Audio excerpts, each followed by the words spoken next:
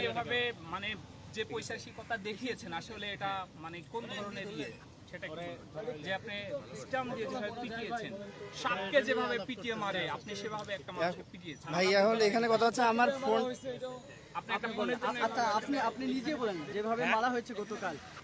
ভাই এখন কথা হচ্ছে যে ভাই আমি হচ্ছে যে ওনাকে হচ্ছে যে জাস্ট শুধু আবেগের বসে আমার যে ফোনটা হারাইছে ভাই, মানে টিউশনি করে যে ফোনটা কিনি ভাই। আবেগের আপনি কি ঢাকা বিশ্ববিদ্যালয়ে পড়েন? হ্যাঁ আমি ঢাকা বিশ্ববিদ্যালয়ে ছিল, ও জানে এটা ডিউ নিউজ।